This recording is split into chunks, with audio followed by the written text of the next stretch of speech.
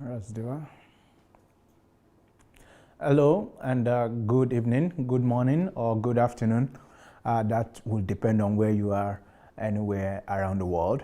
My name is Bamisaye Victor, and I'm live from Kyiv in the Ukraine. I'm welcoming you to the program Dear DSA. But today it will be a special program. We will not be going through letters today. As you know, we do letters and varieties. And today is one of those days where we would be activating the variety aspect of this program. And we will be reviewing one of the newly released documentaries that has been made about Dr. Sunday Adelaja and his plan for the future. And we'll be looking at this video. It's about 1 hour long, and we would come back to analyze and discuss about the video. I believe it will be interesting for you to watch. Many of you have questions. I think this video was made long ago, but it was just released recently. And I believe many of you have had questions about some of the things this video is going to address. You see the mindset of the man who we're talking about here and what he wants to do. And probably while we analyze the video, we'll talk more about maybe newer things that are not in the documentary that might be some sort of update, or probably if there's been some shift since then, we would know. We'll just be able to talk about the video and we'll be able to analyze it. So as you're coming in, I would like to check and see who I have on here, and I would like you to say hello. So let me know if you're watching now. You can just say hello, and I would be greeting you too, because you know you are our biggest friends, and we always love to see you week in, week out. So who do I have here? Who do we have here? We have Zigzikest, you're welcome. I can see Gladys Osaro, Udezuka Ikechukwu, Isiuwa Semota, Daniel Adeogun, Prince Debola Sheungbadebo, you're so much welcome. I can see Ntofi, I can see Folake Arike Taiwo, Mrs. Abiola Olojo, Yomi Jegede. You're welcome. Tofi, you're watching from South Africa. Yes, you're welcome. And hello to everyone in South Africa. I can see Wally Cokes. I can see Miss Ufoma Anigoro. Miss Ufoma, it's been a very long time. I should write you one of these days, but I'm glad you're doing well. I can see Sheikh Keleb Onabule. I can see Ade Asieduwa, Frank Obatere, Alimane Thomas, Osas Iogbe. So you guys are so much welcome. You know, we always like to have you day in, day out, week in, week out. And you, while we do this, we want you also to be able to stand on your feet and be able to spread the word, to be able to understand what the world is about and the ideals that should that should guide the world, the ideals that should guide your life, the ideals that should make you a better person. And that's why we do this, because in making you better, in saying things and giving you programs that makes you better, we also make ourselves better, because we get to learn from you. We see you through your own lenses how you see life. We get to understand from your viewpoint, and we get to be able to understand the things we are unable to see because of where we are. And that's what it is about, the relationship, to be able to see better, to be able to become better through brotherhood, through friendship, and through being a family. So you guys are welcome today, and like I said earlier, we will be analyzing the video on the documentary that has been made on Dr. Sunday Adelaja. I think the guy came all the way, I believe, from UK, and he came to interview him. And after the interview, he also interviewed a few other people and made a documentary. In the documentary, he gave his own thought, he gave his own opinion, having interacted with these different people. So we'll be watching the video, and but before we do that, maybe it's time to allow me, maybe it's time to allow you guys see my guest for today, and he's usually my guest almost every other week, except if there is some changes. But today there's no change, and I have my wonderful guest, Dr. Sunday Adelaja. You're so much welcome, sir. Bless you. Yeah, I see. I like this your shirt today, and I see you have this smile on you. Yeah. Yeah, but you also look a bit tired from the you that I know. So I believe it just must have been a rushing long to day. come back. Yep. Yeah. Rushing to come back. All so right. let's see the video. So we'll be looking at the video today. I think, can we have the video on, please? Thank you. Here's the little baby that is sick. The baby has been sick since birth. We're living in a country whereby if your child is sick, you have to pay to treat your child. If you don't have the money, there's a great chance that your child is going to die. How would you feel if your child is sick but you cannot afford to send your child to the hospital? We all gotta make a difference, man. I cannot stress this enough. It's unfortunate that at this moment, we have to lose this baby. We don't have a welfare system in Nigeria. People are suffering. People really, I came back from Nigeria not long ago, and I was actually literally in tears. Nigeria has more resources. Nigeria had more promises. Nigeria had more prophecies. Nigeria had more religion. Nigeria had more prayer. Nigeria had more opportunity. So on that premise, I could say that we have not been moving fast enough.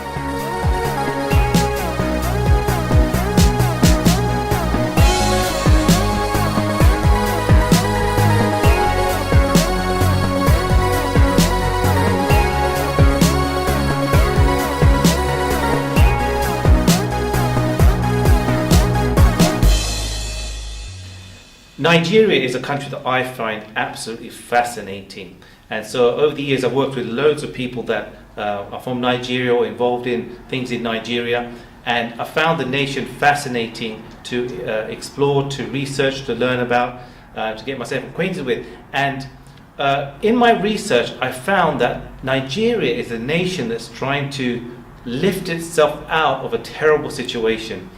And in my research, one of the people that I came across was a name kept cropping up, the name Sunday Adelaja. I'd met Sunday Adelaja about a year or two ago, and I found his work and his way of thinking fascinating. When I returned back to the UK, he's actually from Ukraine. When I returned back to the UK, I discovered that he planned to relocate back to Nigeria. He's originally from Nigeria and he's been in Ukraine for 30 years, and he's planning to relocate there to cause and bring about national transformation within the next 5 to 10 years. A major, huge project, a huge undertaking. Now, I was fascinated with what he was trying to do, and I thought to myself, this would make an interesting documentary, and people would be interested to know what he's trying to achieve, what he's trying to do. And when I explored and researched the work he was trying to do, it was such a humongous project, and he had put so much research into it, so much effort, so much thinking into it, and if there's anybody that could do this, he is the man. If there's anybody who's got a track record like him, then that person can do the task that he's trying to do in Nigeria. Now, to a lot of people it seems that what he's trying to do is just unattainable. He's just in a dreamland, and there's no way that he can do this. But let me tell you, he knows what he's doing. He has done it before. He has had amazing results in Ukraine, and he has been equipped over the last 30 years to be able to bring the changes that are necessary in Nigeria. So what I want to do is I want to speak to him. I want to ask him questions. I want to go and meet him and talk with him and just dig into his mind to understand how he's going to do what he wants to do, how he's going to achieve it, how he's going to bring the results. I mean, I know some of it, but I think I want to delve a little bit deeper and hear it directly from his mouth. And I believe that this is going to be an amazing time for Nigeria. The next 5, 10, 15 years is going to be transforming for Nigeria if he gets involved and he begins to do what he said he's going to do. It was as the representative of Her Majesty the Queen that Princess Alexandra of Kent returned in the evening. She was about to hand over Nigeria's constitution. She was to wish Nigeria a great and noble future. This was the moment for which the country's leaders, in partnership with British authority, had patiently worked. In handing over the documents to the Federal Prime Minister, Her Royal Highness handed over sovereignty to a new nation. This was the dramatic takeover by the new nation's own green and white flag. This was the first session of the first Parliament of the new Nigeria. Nigeria secured her independence on October the 1st, 1960. Nigerians who witnessed it look forward to the building of a great nation. They dreamt of a Nigeria that would make a mark in the history of our world. How did the giant of Africa that seemed so promising at independence come to be so unstable? More than 50 years after independence, things really haven't changed that much. Rather, they have become worse. Most Nigerians would agree that the Nigerian project of the past 55 years has failed. Nigeria has become known as a country of failed leadership, and many have been left wondering how the giant of Africa came to be in the quagmire it is trapped in. There are many that are optimistic that Nigeria is about to come out of the wilderness of leadership failure. That era of leadership failure may now be coming to an end, with a new generation searching for lasting solutions to the quest for a prosperous and a just society. So what I've discovered is that there is an army of people around the world who are passionate about doing something in Nigeria and bringing transformation. Young people taking part in charitable projects, educational projects, political projects, and they're rising up to bring change in Nigeria. So I want to show you somebody that's doing an amazing work there in Nigeria.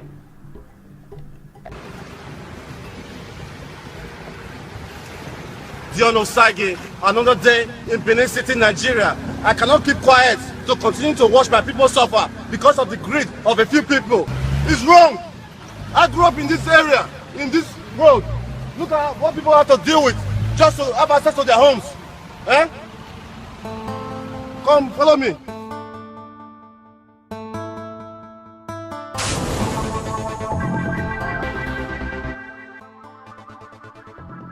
So there's been many initiatives and programs implemented in Nigeria, and still they failed, and there's still corruption in Nigeria. Why is this?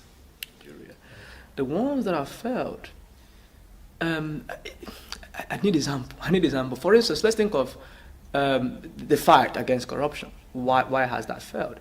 I think Nigeria is on a journey. That's what we all should always remember, that Nigeria is on a journey. Some will say the journey is slow. Some will say we are on the right pace.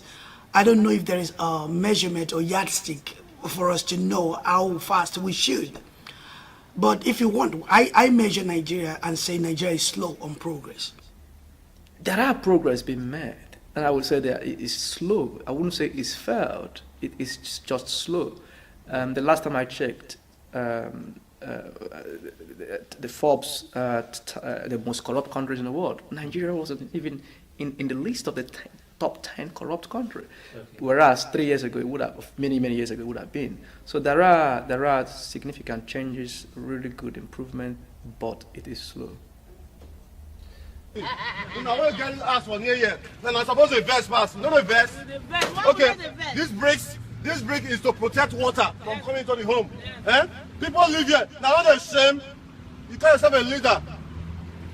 And for the things that do not succeed in Nigeria, I like to want to believe that too much bottlenecks in Nigeria, and gradually we're breaking off these bottlenecks. Gradually. Well, I wouldn't want to be a pessimist, but it is very clear that if we continue this way, it is going to get worse. The system of governance we are presently practicing isn't working. Just take a look at the power sector. The federal government has no business in generating power. The solutions are there, but they just turn away from it simply because they want to control everything. It's a real shame. I don't want to be a pessimist like I said earlier, but if we continue this same federal structure, then I see no light at the end of the tunnel. Truth must be told. I see no hope for this country. The condition in Nigeria is pathetic. There is high unemployment rate, poverty level is alarming, crime rate is on the increase, and there are no basic amenities. The basic amenities in the developed countries are seen as luxuries over here. So most prefer to live abroad, even if it's just to enjoy these basic amenities. To me, I think that is why most people run abroad. They just want to grab a taste of these basic amenities and just live a normal, average life. One of the reasons would be the rate of development in Nigeria. And when I mean development, I mean mainly to do with both economically, socially, and in terms of academics as well, and education. So that would be a contributory factor to the reason why we still have corruption in Nigeria. I mean, I'll say to you a lot of things are actually going on well in Nigeria. But I would also agree with you that there are so many things that you would think that why should it fail? It's only common sense, come on. But then there are so many bottlenecks in Nigeria that stifle progress. There are many also, how would I call it, personal interests from stakeholders of the nations that impede, the success or the growth or seeing a project to the end. So those are the factors that I'll say, but I'd like to just believe more that more things succeed in Nigeria than are that fails. So that's my perspective. The government authorities in Nigeria have to take more responsibility. I think that is very, very important. Again, I want to commend the current government. They are doing a lot of work in terms of battling and combating corruption and crime in Nigeria. But even that, there are still question marks around their policies. People are asking how transparent those policies are, how fair they are, and how honest they are actually fighting corruption. And there are still question marks about whether it's politically, some of the fight against corruption, whether it's politically motivated or whether they are in fact doing that for the benefit of the country. You have a chemist in this area. Are you aware, as a pharmacist, are you aware that this kind of thing can cause malaria? Very sure. But you live in this place or you have a business here? What have you done to call for the state government to do this road? Since this road, look at your front, bro. We can't do anything now. We have been shouting, no response, no reply. We are going to make a movement. When I'm ready, I'll call on you. My name is John Osage, bro. Respect. It's wrong now. And of course, we also have this corruption amongst church leaders, religious leaders in Nigeria.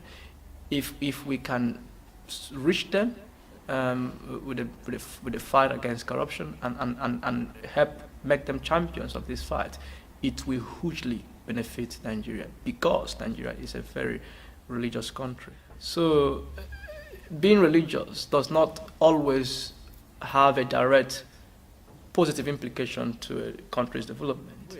So it's just like a minister out there trying to enrich himself, taken away from his parishioners, just to enrich himself, playing on the vulnerability of ordinary poor Nigerians, just enrich themselves without any real evidence of how they are using that finance in contributing to the community. So this is annoying. I don't know how much Sunday knows Nigeria politics and Nigeria, how it works. I don't know when he left Nigeria, but surely he is a man who has achieved quite a lot in Ukraine. But we must all recognize that Ukraine culturally and in many ways is different to Nigeria. The problem that we face in Nigeria is different from the problem Ukrainians face. I think my advice to Sunday would be to, I don't know how much homework he's done, to do his homework very well, and please do bring up a well thought through plan that will benefit Nigeria. I don't know of Sunday personally, but having heard about him, read a little bit about him, as a minister of an established church of England and of Nigeria, I do also have a question mark around Sunday. I'll be honest. He's a lovely man, but I do have question mark, and this is me echoing the concerns like the Orthodox Church in Ukraine have, the concerns so many people have around him. I think I want to echo that as well. That is something that one cannot ignore. I think it's a fair criticism, and if you are going to change Nigeria, You want to be coming from a platform that is presenting us with something unique and something that we can actually trust. There are also lots of big ministers, well-known pastors in Nigeria, and I can name quite a lot of them. I mean, you know, Ayakilomi, we have Yodepo, we have Redeemer, Gospel Redeemer Church, Oyedepo, Adeboye. So we have quite a lot of them. I mean, my challenge to Sunday would be, if these guys haven't changed Nigeria, I'll be looking forward to what Sunday would do. Yes, there is no, of course, we want to see what Sunday can achieve in terms of creating millionaires. If he's done that in Ukraine, please, don't wait anymore. Come to Nigeria and help lots of people in Nigeria who needs help. So we don't have a welfare system in Nigeria. People are suffering. Really, I came back from Nigeria not long ago, and I was actually literally in tears because people don't have ways of being assisted. These are people who have great ideas. There are governments that have many ways, too many things to do. Agriculture, for instance, is dying because nobody is investing in it. So if someone is coming to Nigeria with an NGO idea or as a charity organization, and he wants to do all these things, wow, please come and implement that. In Nigeria, we need welfare system in Nigeria. We need projects such as the ones that he wants to implement in Nigeria to help the country moving forward. I think that will be a massive achievement if he can be able to pull that up. And I'll be very much happy to support it as well. Sunday Adelaja is the founder and senior pastor of the Embassy of God in Kiev, Ukraine. By age 33, he had built the largest charismatic church in Europe, having started with only a few followers in a small apartment in downtown Kiev in 1994. He was born in a small village in Nigeria and became a Christian in March 1986, just before graduating from high school. After graduation, Adelaja left Nigeria after he received a scholarship to study journalism at the Belarusian State University in the Belarusian Soviet Socialist Republic. He is the author of more than 300 books which have been translated into numerous languages. Sunday speaks, preaches and teaches fluently in Russian. His church has been instrumental in starting over 300 rehab centers for drug addicts and alcoholics, situated all over Ukraine and Russia. Through the Love Rehabilitation Center, many thousands of drug addicts and alcoholics have been set free from their addictions. Thousands are fed daily at the church's soup kitchen in Kiev. The church also has a program for helping homeless people acquiring skills, thus helping them back into normal life and work. His work has been widely reported by world media outlets like the Washington Post, the Wall Street Journal, Forbes, New York Times, Associated Press, Reuters, CNN, BBC, and numerous other media outlets. Pastor Sunday has had the opportunity to speak on a number of occasions in the United Nations. He had the rare privilege of opening the United States Senate with prayers. He has spoken in the Israeli Knesset and the Japanese Parliament, along with addressing governments in several other countries.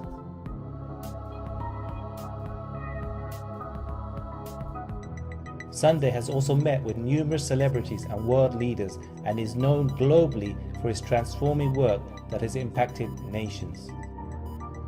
He is known as an expert in national transformation. However, having lived outside of Nigeria for over 30 years, working with politicians, countries and governments, as well as being a student and expert in nation building and national transformation, his mentality has been greatly altered. He is convinced his years of experience can play a significant role in birthing a new Nigeria. Can he make a significant impact on Nigeria? For the sake of his country of birth, Sunday Adelaja has decided to relocate from Europe to Nigeria to join the efforts of Nigerians to create a better future for Nigeria, and indeed Africa. It is his plan to do something for every state by establishing concrete and tangible solutions. His primary concern is to bring improvements to the living standards and well-being of Nigerians so that they can in turn assist their fellow Africans by alleviating their suffering. But these have not always been his ambitions. Before, I was not thinking of Nigeria at all. Okay. I was thinking that I was never going to have anything to do with Nigeria. I thought that that was just my place of birth, and that I will only be going there to visit my relatives and never to do anything, not ever to have anything more to do with Nigeria. I'm comfortable where I am. I thought I was comfortable. I am comfortable in Europe, and you know, I could go from Europe to any other continent in the world. I will be, you know, welcome in Australia, in America, in Latin America, any continent, in Asia. So I never even considered that I will have anything to do with Nigeria.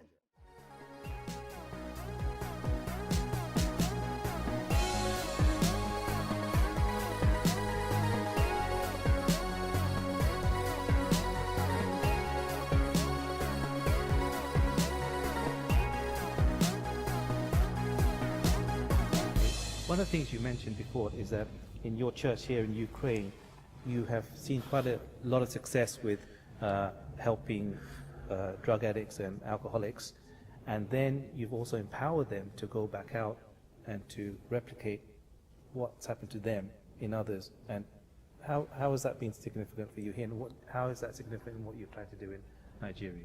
Well, I think what God has done with me here is that God has used in a microscopic manner, God has used my experience in the Ukraine to teach me on what I need to do on a larger scale back in Africa.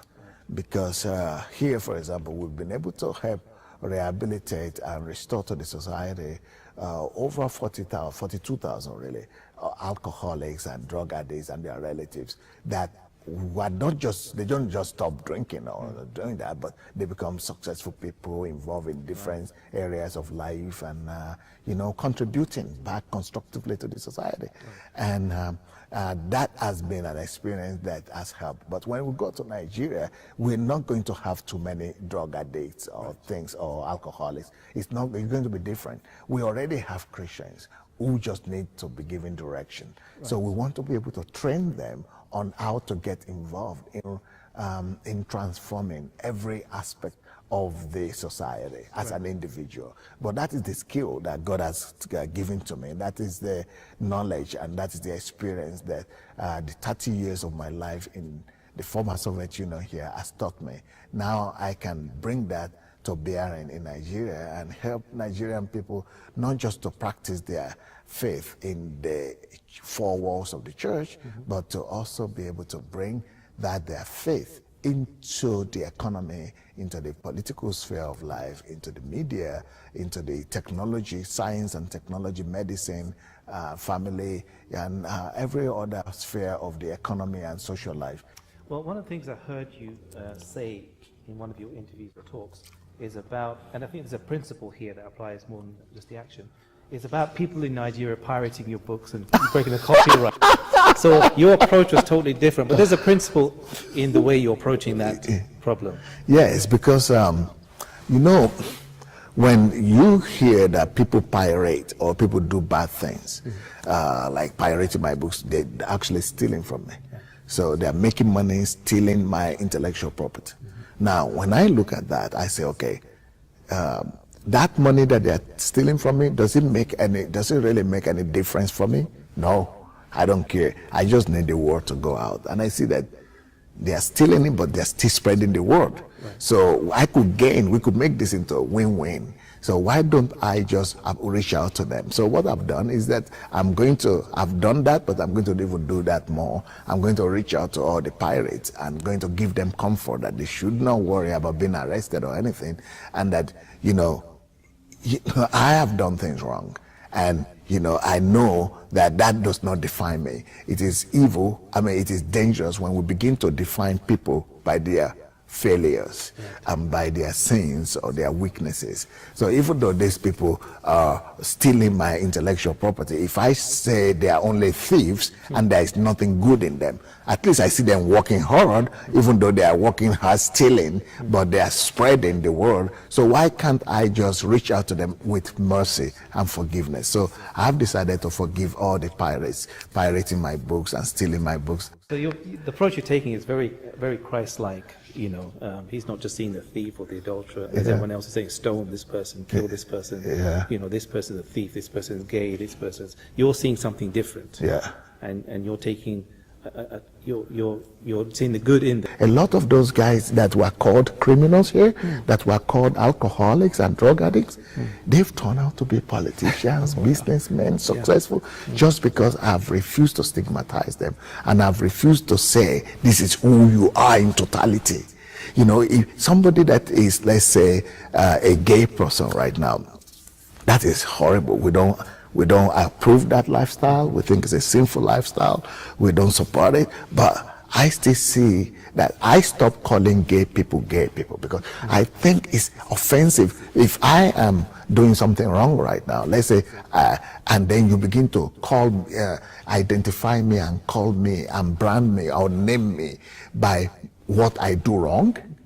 So, you know, if we try to just say he's just gay, that's the only, I mean, you name him the gay. You're pushing that person away. Yeah, you remove all the other qualities, all the other good things that might be present in him, you're removing it. That same person might be the best student in his class. That same person might be the best worker in his company. The same person might be a job giver, a job provider, but you have stigmatized him. And when we name a man just by his weakness, we should not identify people by their failures and by their weaknesses. We should not use that to give them identity. You know, I know what I'm talking about, and I know I'm getting people that were down and out, that were outcast, that were regarded as nothing, and nothing good will ever come out of them. And I see good things coming out of them. I see them becoming better than the good ones.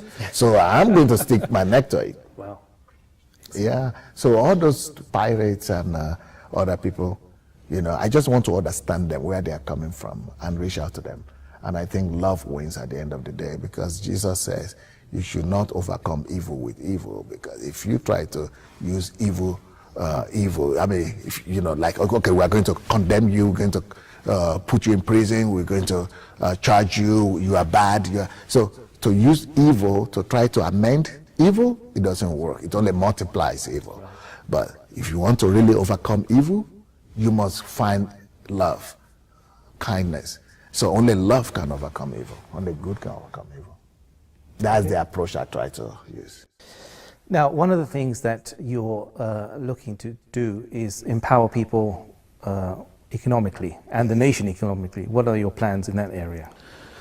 I want to, my dream before I leave this earth is to help release and deliver 40 million people from abject poverty.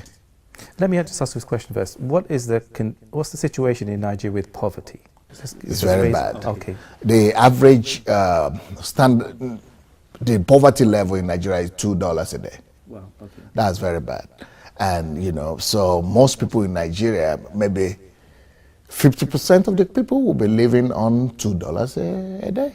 Maybe more than 2%, 50% of the country. So it's really bad. So it's like in India, where you'll have the rich and the extremely poor. Yeah, so you'll have the most expensive house in the world here, and next to that will be poverty. Yeah, okay. That's exactly what we have. Okay, so you were saying about some of the things you're going to do to tackle. Yeah, so the way I plan to approach poverty alleviation in Nigeria is to empower people who are most vulnerable, right, especially women, uneducated people, youth that are unemployed, that are graduates. So I want to start a very widespread microfinance kind of outreach. You know, a popular microfinancing outreach that will empower and give out smaller loans to people who are most vulnerable. So to men and women and who are not educated or they are not skillful, but they want to do something with their life. That's number one. Number two thing that we want to do, we want to go to every local government, every local structure in Nigeria, like every province, and empower people agriculturally. We want to empower the men and the local people and the youth to start something on the ground, to do something with agriculture. That's number two. Number three, I want to start technical colleges. There are a lot of Nigerians who are very ambitious, but not all of them could get to tertiary institutions like university on the highest level, but they are just somewhere missing. So we want to really popularize technical the technical colleges where they could learn trade and skills. So that is, I want to be able to build a lot of those kind of technical colleges all over the country and use that so that they will be able to do things with their hands and be able to also make a living for themselves. So that is a few of the things that we are planning to do. And I eventually want to also start a movement of helping people. I'm writing a book right now, Why You Must Never Look for a Job. I want to stop the mindset that has been sold to us from the West that you must look for a job, that you are going to get education to get a job. I want to really reverse that in my country. I want to educate people and change the mindset of people from looking for job into creating job. I want people to know that they are the greatest investment, they are the greatest resource that need to be invested in. They need to invest in themselves, and that their skills and their aspirations, their potentials, their abilities are worth developing, and those are the things that will become products that will be marketed and give them everything they need. Nigerians are really very ambitious and they are very passionate people, and so I think they have enough in them that they should develop rather than going to market and sell themselves to some Uncle Sam system of trying to get monthly salary or something like that. So I really want to release that book, and I think that is going to really help change the mindset, because right now what we have in Nigeria is that we have all these graduates coming out of colleges and universities looking for jobs, and they don't have jobs because they've not been taught to create jobs for themselves. And we want to reverse that so that instead of 99% of the people looking for job, we will turn it down to at least just maybe 75% are doing things for themselves, maybe only about 25% looking for a job, needing to look for a job. That's one of my goals. Okay, so you were invited to the Clinton Foundation a number of years ago. Why was that? Yeah, because Bill Clinton said he's heard about me and of the work I was doing in Ukraine. So he said he was encouraged by that, even though he was also aware of some of the negative, bad stories but he knows. He said, being the president, he knows exactly how communism works and how KGB and how your name could be. But he said, for a black man to go to a different culture from Africa, and not just Western culture where it's already a popular sight to see people from Africa or other cultures, competing equally on equal grounds. He said, but when you go to a place where they are not used to seeing someone like you, and where you are not so welcomed or not even welcomed at all, and then you need to pave the way for yourself and try to really and then to be able to impose yourself and your visibility upon the whole nation on the level of the country, that you are the kind of person that the world needs to hear. Okay, so basically if you can do it here in Ukraine, it's going to be much easier for you to do it now? Okay. Okay. So you're going there very confident. Absolutely. And trying to repeat or even do more. Yeah, because I have the formula, and I have the algorithm, and also the experience. What I've come to understand is that the 30 years I've been living here, I've been living here for 30 years, it's unbelievable. The 30 years that I've been living here is like going to school. It's more like my preparation. So you did this without the experience? Without the experience, yeah, can you imagine that? So now you're going with it. Now with the experience and with the potential, with the resources as well. So I'm going with just from here, with over 200 people coming with me from Russia here. But then with another 2,000 people from all over the world, from England, from America, from all over the world. But you came here without any. Without any, just by myself. Just by and myself. No experience, Single no potential, just one person. Yeah. So it's going to be much more easy. And then I have more resources now. I have, material, human, all kinds of resources that will help me to be able to hit the road running when I get to Africa. Well, I want to reach out to every local government and plant a clinic, put a clinic there. Another thing I want to do is to go to every local government and award scholarship to students from Muslims, Christians, doesn't matter, to everybody. And I want to take community outreach to even Muslim communities and build hospitals for them, find out if they need a mosque and build a mosque for them, just to bring harmony, understanding, and more peace and peaceful coexistence among our people. So, and this microfinance is going to be for the Muslims as well as for the Christians. So it's going to, so I want to really be able to do things that will not just be one thing, and that's one of the reasons why things have not worked in a lot of places in Nigeria. Not just one organization that's trying to serve the country. I want to go into every local, the very local place, and offer them to do some things for them that they need in their locality, not minding where they live or what religion they have and things like that. Right. Okay. Very interesting that you say about helping to build mosques. Yes. Some people find that very controversial. Yes. I think a lot of Christians, that might be one of the challenges I might face, with a lot of Christians thinking that how could you talk of building mosque for being a pastor? How could you build mosque? Well, if we want to live in one country, if we want to live in a country that is where we're going to respect and love each other, I think that we need to do some very radical acts of love to the other side. And let them be convinced about the fact that our religion is not just a religion of peace, but it's a religion of love. And we don't just talk about it. When we say Christianity is a faith of love, that we demonstrate it. I really want us to demonstrate Christianity to these people, to the Muslims in Nigeria, not by preaching to them and trying to convert them the way we have done in the past. What Christians have done in the past is just trying to go to convert them, and that way we try to love them by converting them. But what about doing it the opposite? What about going to meet their needs, to find out what they need, including building mosques for them and building hospitals for them, building schools for them?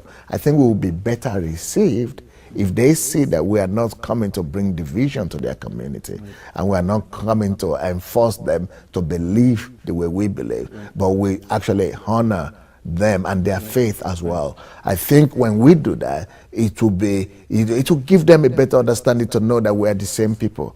And just like we want them to be happy as well. Just like we want ourselves to be happy, we wish ourselves well, we wish them well as well. So I think by acting that out in practical sense, it will be much more easier to convey the Christian message to them. That's what I think many Christians, I'm bracing myself to a lot of questions and maybe even opposition from my Christian brethren for doing this. But I'm kind of convinced this has to be done. Just like the same thing, people ask me, how do you intend to deal with the problem of armed robbery and security in Nigeria? And I said, what I plan to do is to go on television and say, if you are a young man or woman there that is involved in armed robbery, I want to give you, in the name of God and in the name of our organization, an amnesty program. I want to appeal to every armed robber in the line, and I sign a contract, and I will show them the paper. I have a contract with the police that they will not arrest any one of you that will come here to meet with me between this period. This whole week, we're having an amnesty program. All of you could come, as many, I get a stadium or a facility that will be able to take as many people as possible. As long as you come here, what do you need? Why do you do armed robbery? Is it not just to get money? You want to get money? Okay. What about if I offer you money without armed robbery? Because when you do armed robbery, you put yourself to risk. You risk your own life, but also you risk the life of many other people that you are robbing. That might it might get violent and dirty. So why do you need to rob to get? If your goal is to get money, Let's give you money. Let's give you skills and other ways and avenues of making money without going through the risk. Let's remove the risk factor. But that is not just the argument. My argument is this. I know exactly what you feel. If you become an armed robber, I want you to know that everybody is saying that you are bad. Everybody is saying that you are evil because you are an armed robber. But let me tell you what. I was as bad as you. I was as bad as you, and somebody had mercy on me. I was forgiven. I was given a chance. And I want you to know that I'm not going to call you a robber. I'm not going to call you a criminal. I know that some situation must have forced you into that. And if we will reach out to you and try to let you know that we understand, because when you come out of college and you don't have a job, when you need to feed your family, when you see your mates riding cars and living in luxury and you don't have anything, maybe you are forced into it.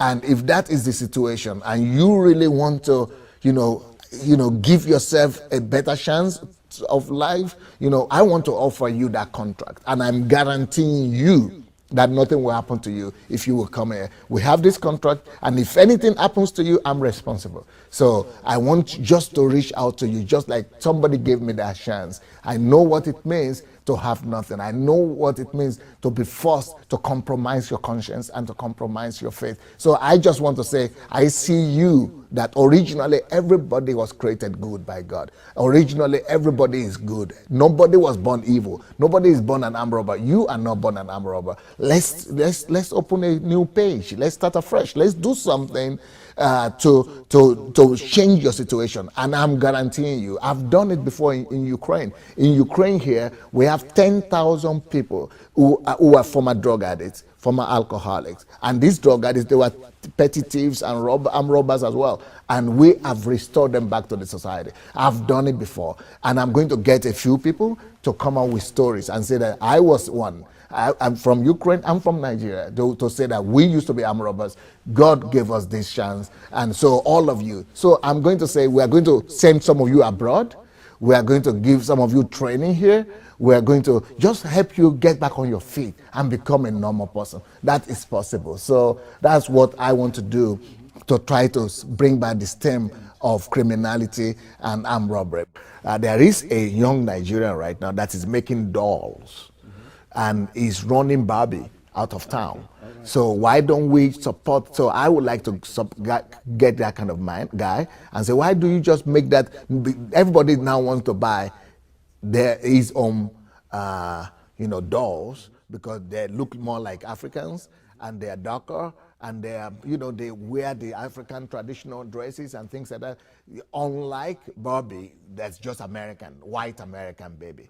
And so why don't we use that and turn it into a transnational, multinational company, an international brand? So I want to get someone like that, put investment in him of how much money he will need, or help him attract as much money necessary to make that into an international brand. So that way we have 50 countries in Africa, over 50 countries, and over 1 billion people. Then we have another 400 million people living in other continents who are black people. So let's build an international, multinational corporation like that. So that is one thing I would like to do. Nigeria has so much potential, and especially the energetic people of Nigeria, intelligent people, and then the sheer number of people there. And so I think before I die, Nigeria could become in the top 10 of countries of the world. But in the next 10 years, I think Nigeria will definitely be in the top 20 countries of the world. Especially if I go back to Nigeria, we are going to see Nigeria in the top 10, in the top 20 in the next 10 years. So undoubtedly the children are the future of Nigeria. So the young people today will be the people dominating the landscape in 10 years' time. And often there's a miseducation of the masses, and they're taught to just fit into a system rather than be their gifted self. So are you planning in any way to influence the education system in Nigeria? Yeah, I'm really very particular about that because right now 50% of the Nigerian population is between the age of 14 and 25. Okay. So young people, millennials, as like they say. And so these people now they have an uncertain future. Right. And the future they have is thinking of getting education and getting a job. Right. But that belongs to the past. Right. I want to be able to create a system whereby people will know that education is no more what it used to be. Education doesn't guarantee you a happy or secured future anymore. Right. The only kind of thing that guarantees you a secured future is self-development, right. Self-education, self-development, and individual acquisition of skills. So that is what I think that we need to emphasize right now to the youth of Nigeria, right. That they should emphasize personal development that will lead to creativity and the release of individuals' hidden potentials. Let's talk about healthcare. So obviously, medical healthcare facilities in Nigeria. Is there anything you're looking to do to improve that situation? No doubt, no doubt. Health care is a big thing in Nigeria. We have most of the doctors that were trained by the nation are actually not residing in the country right now. Most of them have left the country for greener pastures. So most of our doctors and nurses are overseas somewhere, trying to survive. So people have put survival above national interest, and you can't blame them. Because they cannot stay in the country because the country cannot adequately reward them. So what we want to do is to try to first of all get in touch with Nigerians in diaspora, and try to come up with constructive ideas from them, and hear them out and hear what they would like to do, what they think that must be put in place for them to come back. I'm already working with some group of doctors of Nigerian descent in diaspora. So they have some of their ideas on how we could entice our professionals back into the country. And then besides that, we're also having a plan of building a clinic in every single local government area in Nigeria. But apart from general clinic that is just going to help people, treat people's sicknesses, I personally have a dream of having a diagnostic center in almost every region of the country, so that people will be well diagnosed, and they could be the diagnostics that are given to people will not be with errors and mistakes that lead to death, but they will have more sophisticated and medical technology and equipment that will be able to prevent a lot of death. So that's another thing that I'm looking at doing. What would you say to the millions who have left Nigeria and gone outside? What is your message to them? There are two messages to them. To the Nigerians in diaspora, I will say some of you who are tired of just being sojourners in other people's lands, and you want to contribute, you want to begin to, do something positive for your people, join our team. Maybe you are concerned and worried about resources, how to take care of your family back at home, how to take care of your children who are in school and colleges here. Or maybe you are concerned about your income, how it's going to drop, or your standard of living if you go to Africa. Well, we can talk about that, and you will not have to worry about that.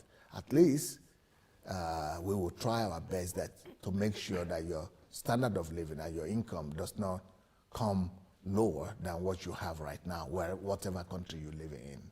That's number one. Number two, I also want to talk to those Nigerians who are doubters, who don't really believe what I'm saying and think that this guy is just off his mind. good.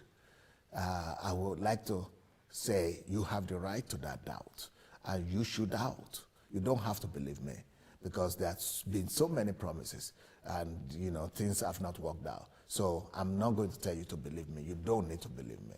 Just stand outside and watch. But when it happens, I would like to congratulate you as well. You mentioned about having the TV programs. Oh yes, we're going to have all kinds of TV programs. I'm going to go to Nigerian film industry, Nollywood, and I'm going to introduce myself to them, and I'm going to ask the top directors and actors to gather together, and I want to have a meeting with about 1,000 of them, the top producers, and I want to sign a contract with them. I want to sign a contract of mutual agreement with them, mutual understanding. And we are going to train them, and we are going to exchange ideas with them. I'm going to bring people, and we are going to train them how we should use media to execute this agenda of changing the value system of our country. And I'm going to tell them that entertainment is not enough, and that if they will partner with me, anything they need, we are going to be able to agree with them. If they need some financial partnership, or if they need some sponsorship, if they need some help from my side, we're going to give them that help. But for the sake of the nation, and for the sake of building a new country in our generation, I'm going to challenge them that we should put value system above all things, and we should declare war against vices in our country, against every evil, negative thing that Nigeria has been known for. And there is nothing that can do that more than the media, film industry, and all that, movies and things like that. So I'm going to meet with them. Then I'm going to have another meeting with Nigerian entertainment world.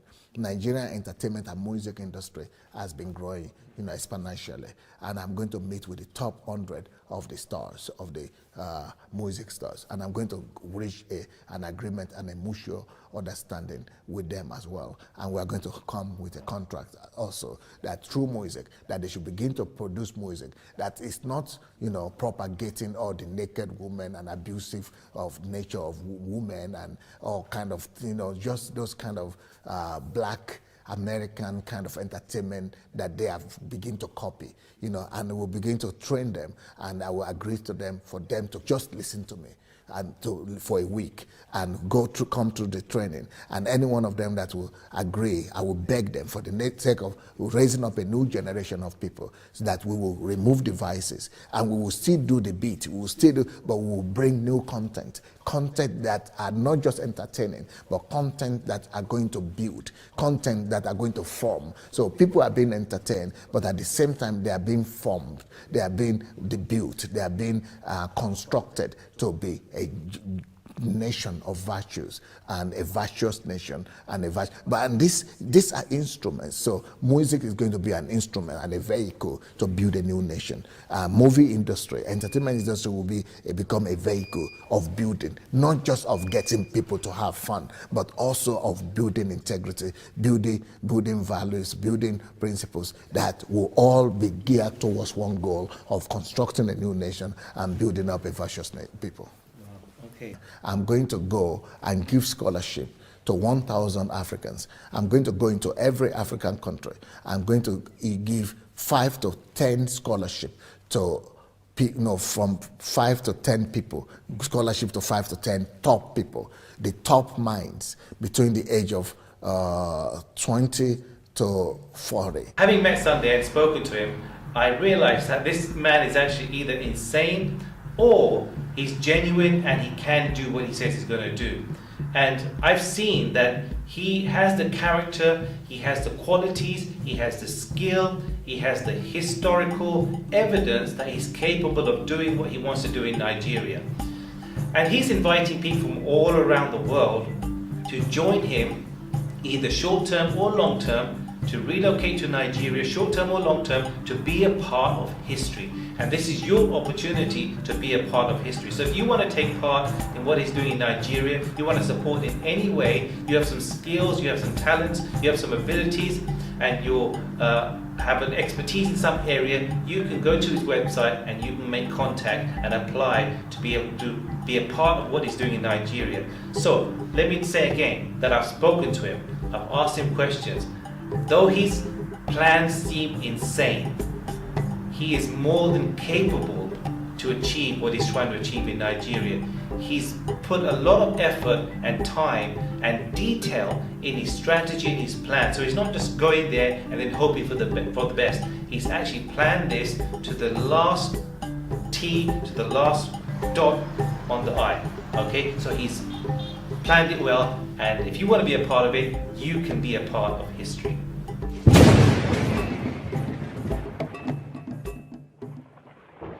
The African giant Nigeria is a nation clamoring for change.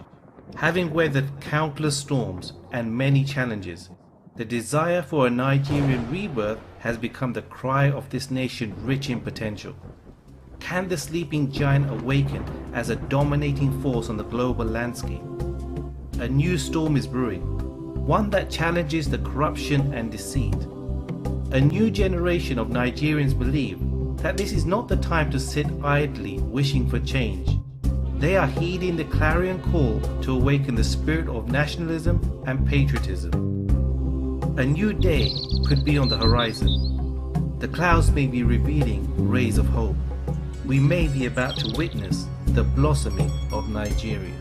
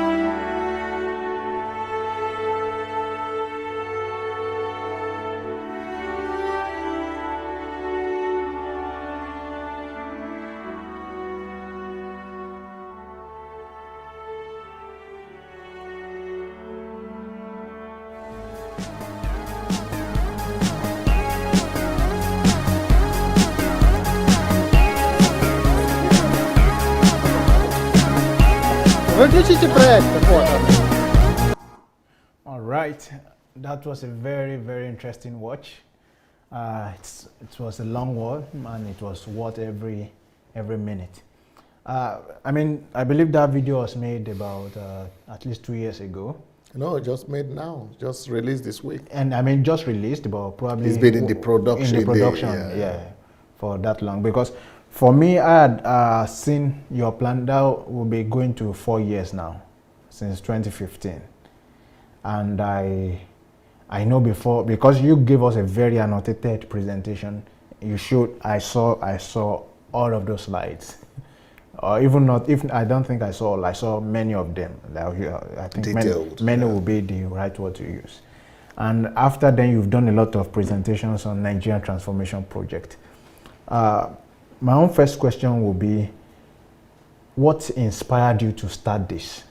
But before you answer that, I would like to inform our viewers that with what you've watched, we are inviting you to call in. You can call in, and what you need to do is to write Move Agent Madik on Facebook Messenger that you want to call, and our producers will call you back, and then you'll be able to give your contribution. We want to hear your thoughts, what you think, and your input to what you've seen today from this documentary. So, DSA, what inspired this novel idea? The idea of going back to Nigeria to transform it. What? Not even just the idea, the whole courage, the belief that I can do this. What gave birth to that? Like I said in the video, I never thought of Nigeria. I thought I was going to die here and would be buried here, and I never thought I would ever need to go back to Nigeria. But God challenged me to do that. I had an encounter with the Lord Jesus Christ in 2015, and in that encounter, in that encounter, God challenged me to go back to Nigeria and fix it. And to cut a long story short, the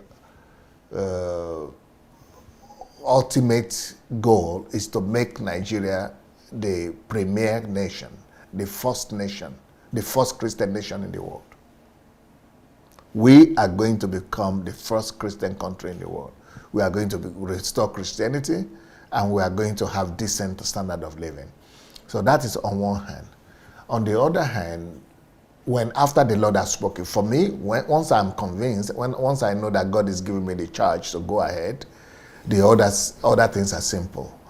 The other thing that is giving me the confidence that I'm going to do it is the knowledge that God had prepared me for this past 30 years for what I'm doing. I'm something that I've done before, and my experience in the Ukraine is giving me the confidence that we are going to be able to change Nigeria as well, even though it's going to be on a larger scale in Nigeria.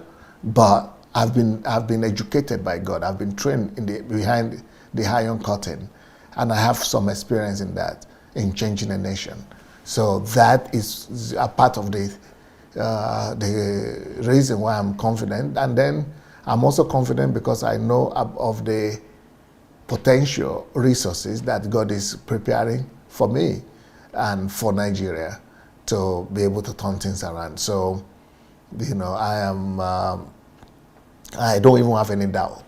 I don't have any iota of doubt that we are going to turn the country around.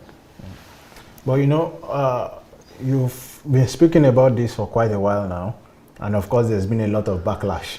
Are you not having are you not rethinking it? Maybe these people, second thought. Maybe these people will not be worth it after all. Yes, I started to think about that especially with all kind of threats and hatred and anger, they are behaving as if I'm their enemy, and they are treating me as if I am, I needed to be fought and I needed to be stopped. So they don't know that I'm actually coming to help them, but they are behaving as if I needed to be, liquidated. So if I were to be doing this for Nigerians and for the people only because they are Nigerians, I would not be doing it. I would not have the motivation to do it, because I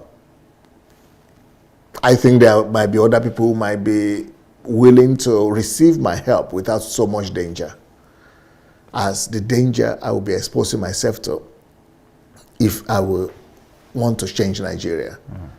So I think there will be less danger in other places, in other civilized places than in Nigeria.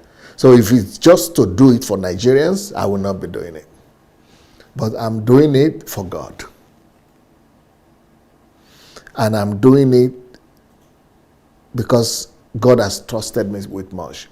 To whom much is given, much is also demanded. I know that God has prepared me all my life for this. And so I'm going to do it for God, for my own sake, and then for the sake of Nigerians. So, but I'm not getting motivation from Nigerians to do it. All right. I'm not encouraged by Nigerians today. I'm getting discouragement from Nigerians. But I'm still going to do it because I'm not doing it just because of them. Though I'm doing it for them, but not because of them. That's a rather interesting one, because sometimes out of our own goodwill, we are made victims of that same goodwill by people who don't want the help we have to offer. But it's just that it gets a little too late before people actually do realize that they need what they are rejecting. And I hope that would not be the case for Nigeria. In the video, one of the people who was interviewed, and of course, before I ask this question, don't forget that we are ready to take your calls. If you want to contribute, don't forget to write Move Agent, and we are going to take your calls, and we want to hear from you. Yeah, one of those who was interviewed made a statement, and out of many of the things he said that in Nigeria there are many things that are working than are not. What do you think? Do you agree with him? Yes, I think he's a patriotic Nigerian that just needed to say something positive about Nigeria. He just wanted to be positive. It's delusional. It's a lie. and is a delusioned person for saying that. Nothing works in that country. So to say there are more things that work than what don't work, it's just delusional. That is the only way to say. We need to rebuild the country. I am going with the attitude that nothing works and that nothing is good there. I am bracing myself to the greatest challenge and work of my life. I'm bracing myself to go and face some of the impossible situations, anywhere in the world. And that's what we are going to prepare ourselves for. I'm going to go there with the determination to rebuild the country, assuming as if there is nothing on the ground. That is the attitude that I'm having as I'm going back to Nigeria. And we only need 10 years to turn it around. Like one woman said, she said, I prepare for the worst while I hope for the best. Yep. So probably it's always good to have the worst case scenario in mind. And the worst case scenario is that nothing really works in the country. The next question I would like to ask is your own opinion, because the guy who did the documentary, one of the guys who was interviewed too, was of the opinion that in the country we have giants, church giants like Adeboye, Oyedepo, and he said if those guys cannot change Nigeria, he can only wait to see what you can do. What do you think about that, or what do you have to say about that? Because with the amount of resources those guys control, the amount of people they control, what will be the difference? Of course, I know many of them, but for probably people who are watching us for the first time, who will be wondering, you are a pastor and probably you've been through the same thing. So if they cannot change Nigeria, what is it that you have that would make you, Dr. Sunday Adelaja, different from them? And they're not just different to say you are going to do just better than them, but to be able to do what they are not even attempting to do. Okay. Number one, if you look at that video again, that film again, you will notice that the Englishman that is taking the interview has more faith in what Pastor Sunday is able to do than the Nigerians that he's talking to. The Nigerians are saying that he cannot do it, or maybe we are not sure, because we have all the people here, they have not done it. So what is the proof that Sunday can do anything? But the guy is the journalist who is trying to convince Nigerians that this guy has a different pedigree. That is the difference. Let me tell you what. When Oyedepo came on stage and came to Lagos, nobody believed that he would be able to do what he did. And he did it. When Adeboye was just put there in the place of the former GO, everybody was expecting the same thing that the GO and the other GOs had done before him. But he came and left a mark. He did something that nobody has ever done.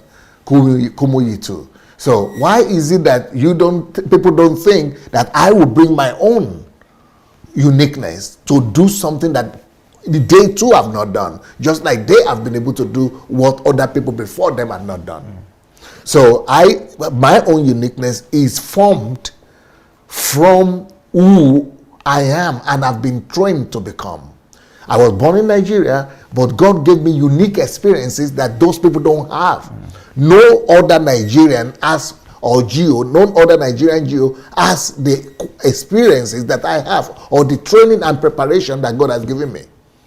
Did I choose that? Did I choose to have that unique experience? I didn't. God did. So I've been packaged in a way by God and situation and circumstances that I've become the person I've become. And you see, we are a subtotal of our life's experiences, information, and values. So I have my own unique, distinct experience, information, and value system that have formulated my worldview. So my worldview and philosophy of life is totally different from the worldview and philosophy of life of those people that they are talking about. But from their own worldview and philosophy of life, they have evolved and they have been able to do what they did, because that is their own belief system. And their belief system reproduced who they are in the country. But my own belief system is the total adjacent of what they have, and is going to reproduce the value system and the result that is in line with who I am and what my worldview is and what my philosophy of life is. And what are my philosophy of life? My own philosophy of life is, first of all, the gospel of the kingdom. And the gospel of the kingdom, nobody preaches it in Nigeria, at least that I know of. And even in the world, you can hardly find anybody who preaches the gospel of the kingdom to transform nations. And that's what I've done. That's my experience. And that's my belief system. That's my expertise. That's on one hand. So that belief system and my experience and my worldview could tell you what to expect from me. The same thing, my value system. So what is the value system you see in the people you see on ground? Most of the people you see on ground, their value system is just to take people from earth to heaven, to make them make heaven, and to build their own big ministries. But people who have studied me will see that my own value system is not just to make you go to heaven. I actually believe that you're already in heaven if you are in Christ Jesus. So what we need to do now is to bring heaven to the earth and make the kingdom of God become, to come to the earth as it is in heaven. That's my value system. And I've done it and I've demonstrated that already, which means that, and my value system is not to build my own name and my own ministry, but to build people up, to make sure that everybody can do exactly what I've done. That if anybody has ever done anything in life, and if anybody has ever been successful, that we should make sure that everybody comes to the same level. That I am a ladder to make everybody else come to my level. But that is not the value system that they have. Their own philosophy of life is that they will be the father and then everybody else will be following them and be paying homage to them. Well, so the value system and the worldview and the philosophy of life of each individual produces the kind of result we see in the country. So because they have not, why have they not been able to do what I'm planning to do? Because they have different value system and philosophy of life, and they have different worldview. Their worldview cannot produce what they don't believe, what they don't see. You can only create what you see. So they are seeing different things, and what they see is what they produce. And what I see is what I'm talking about. So it is the content of the individual that determines what they produce and what they can do and they cannot do. That's quite profound and explicit. So it means that within the confines and the construct of their own worldview, they are successful. Yes, because that's their worldview and that's what they see, and they are hugely successful. That's why Pastor Oyedepo, for example, is bragging that he is very successful. Everything works here in our Canaan land. We have 24 hours electricity. We have water. Nobody is as rich as me. I'm the richest pastor in the world. Why? That is this worldview. That's exactly what he wanted to achieve. And he achieved what he wanted to achieve. Look at Pastor Adeboye, for example. He wants to have churches in everywhere, littered everywhere, and he's successful in it. That's exactly what he does. Because whatever they do is an indication or expression of their worldview. And they are very successful in line with their belief systems. So why can't they do what I'm thinking? Because they are not thinking that direction. It's not their belief system. But in the area of their belief system and worldview, they are hugely successful. They are the best in the world. All of them are having the worldview of building big church. And they have huge churches. That is their worldview. So the problem is with the belief system and the worldview. So there's a power within a man who can believe something. But the question is, what does the man believe? Do you believe the right thing? Do you believe in the way God believes? Are you believing exactly the same thing that heaven is believing? Maybe that's why the country is not changing, because you find individual successes in different places. You find sometimes even a small group of community that are successful in different places, but nobody is thinking about the nation. There's nobody who is running with the worldview of the nation. Maybe this is the same reason why politicians are successful only for themselves. They get to the pinnacle of their career. Career people, business people, they get there, but nobody has the worldview of making the life of somebody else better. I think, let me try to put it in a better way. In Nigeria, everybody believes in being successful and being rich. Yeah. That is the value system. Yeah. And that's the value system. And that's the worldview. Everybody you see in Nigeria wants to be successful, and that means rich as well, including the politicians. So politics is the platform for them to be successful. Businessmen is business. Pastors is religion. But that is not what my worldview is about. My own worldview is that I am only as successful as the poorest person and as the last person in my community, in my area. So if my success is defined by the success of my environment, then I have to make my environment successful so that I'm not defined as the only successful person. But in my country, they want to be successful so that other people might clap for them. But me, I want to make other people successful, then call myself successful only to the extent that I've made my environment successful. But they want to define their own success and through their own personal achievement. That's why you have that all over Nigeria. It's a national psyche of the nation that must be altered and changed. So that is where that is all coming from. So it means if there could be some sort of rejigging of mindset where we can give everybody the mindset of community to say, I'm as successful as my immediate community. Maybe that way, even you might not be needed because people will be Everybody will be taking the same way. So we will not need one person. And that's why I need to sell that to the whole country. By the time, that's why I wrote the book about the elite. What do we call the book about? Role of elite in nation building. The role of elite in nation building. So that's why I want the whole elite of our country to change. If we could get everybody to change, then I'm not needed. Everybody is doing the same thing everywhere. Is this because why? The mindset that we have embraced now is what everybody is doing. Everybody is practicing the mindset that is on the ground. So if we could succeed in changing the value system that is on ground, then you change the country. That's why the nations are not great because of their money or their resources. It's their values. You say nations are not great by the virtues of their riches, but by the riches of their virtues. Yeah, but we do it, we call it wealth. Anyway, I was not using the quotation fully, I was just trying to quickly. So my question, sir, is this why you have now said that for even people to work with you on this project, they must go through I don't need them if they would not be, first of all, regenerated. If they would not, first of all, change their mindset and remake themselves and rebuild themselves to embrace the other value system that is defined by the success of another man rather than by the success of his person. So when someone doesn't change his mind now, comes into and wants to come into your team, it's going to be more of a hindrance.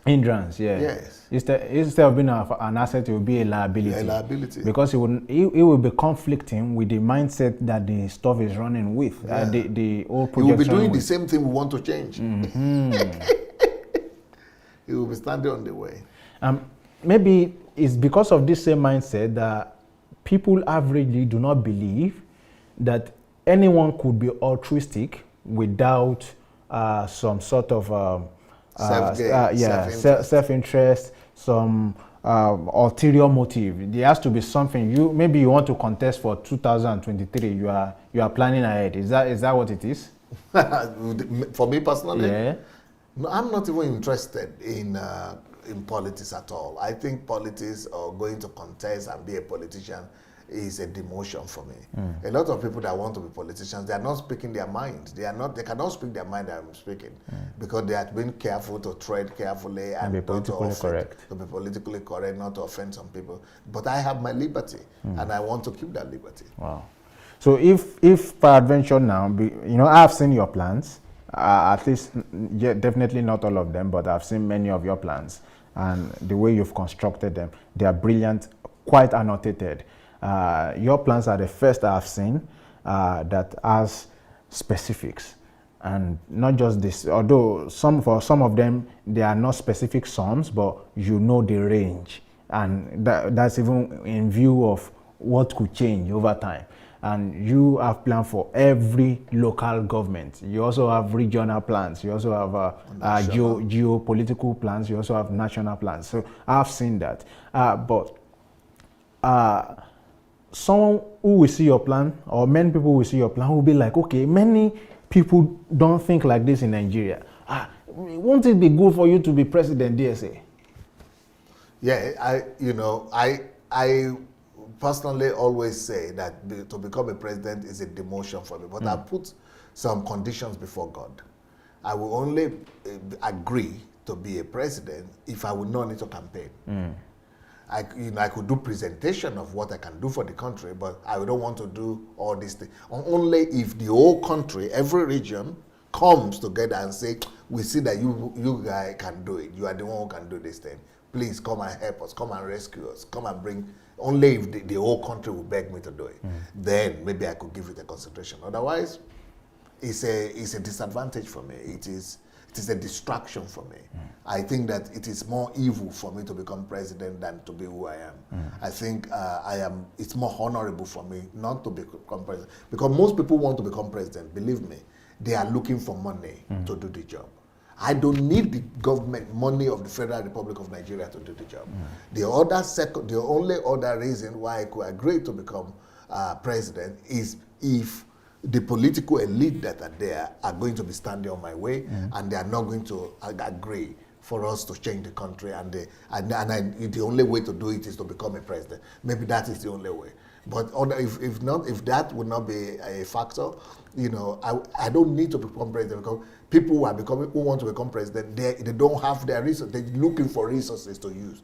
That's what they're looking for. They are not looking for opportunity only, but they're looking for the money. They are saying we're going to use the money of the country like this and like this, But I don't need that. So I want to prove to the country that we can change the country from outside without touching the budget of the country. That is what we have done here, and that is what I believe that we are going to be able to do in Nigeria. Yes, sir. So the other question is also about value system. You mentioned. You have callers. Oh, do we have a caller? Yeah, you have many callers. Please let's take the call then. Okay. The calls will come in later. All right. Idiot. One of the other questions to ask is about value system, of course. It's easier for the white guy to believe you because people are doing it in his country. How do we eradicate egocentrism in the country?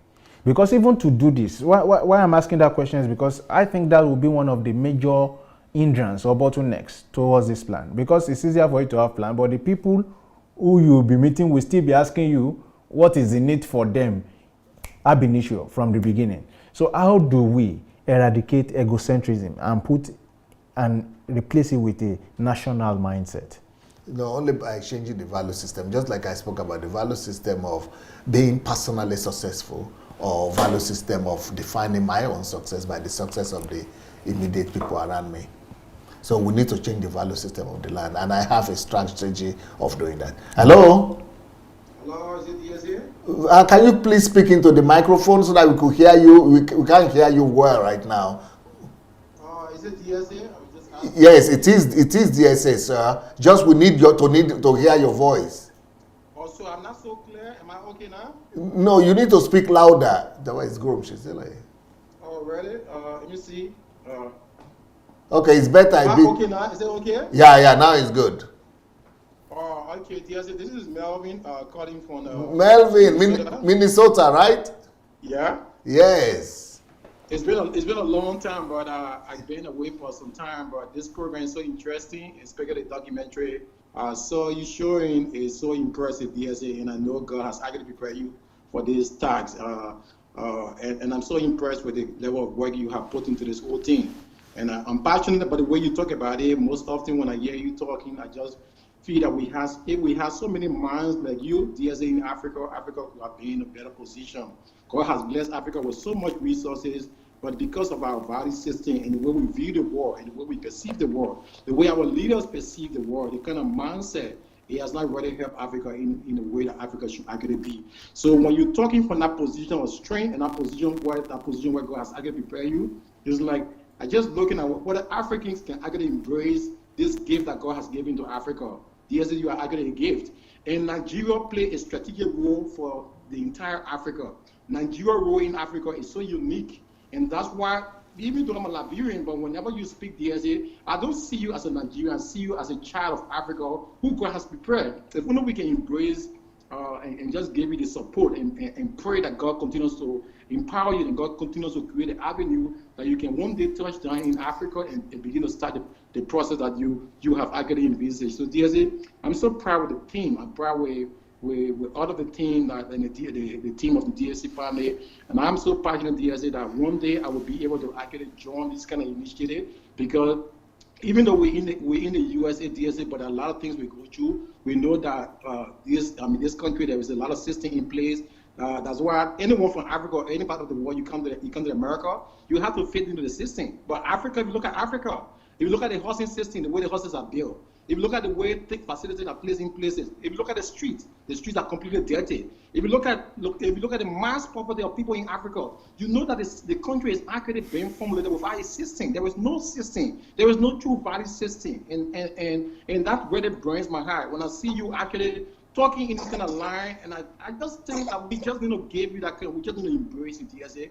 We need to actually pray and we need to gather resources and see how we can actually make this thing happen. Because when Nigeria is emancipated, Liberia is emancipated. When Liberia is emancipated, Ethiopia is emancipated. When Ethiopia is emancipated, so Africa and Bamisaye and all of these African countries, but because the leaders only seek after riches, they don't have real value for the country. They don't have a real kind of plan or vision for Africa. They just come to amass wealth. So when you're talking from this position, I'm so impressed. I don't just want to let this day pass without actually making a contribution with the kind of things, the kind of agenda that you have for Africa and Nigeria in particular. It actually impressed me. And I have always said religion, the African religion has actually kept our people backward.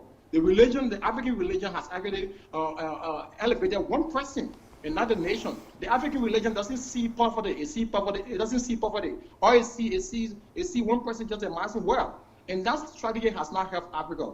If religion has been the bedrock of developing Africa, Africa could have been one of the developed nations, the developed continent in the world. We have so much religion, but it hasn't helped.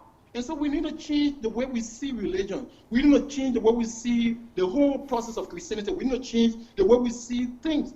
And that's why most of the time when you talk about the Lord's Prayer, I'm actually impressed by the Lord's Prayer. The Lord's Prayer laid the foundation. If we can follow the Lord's Prayer that talk about, pray that the will of heaven be done in Africa and be done on earth, that Lord's Prayer could create a framework that many Christians can follow and make Africa a beautiful nation. So I thank you so much, DSA. I thank you for the team, and I thank you, and I feel that don't be discouraged, DSA. There are a lot of challenges that will come your way, but God has prepared you for such a time.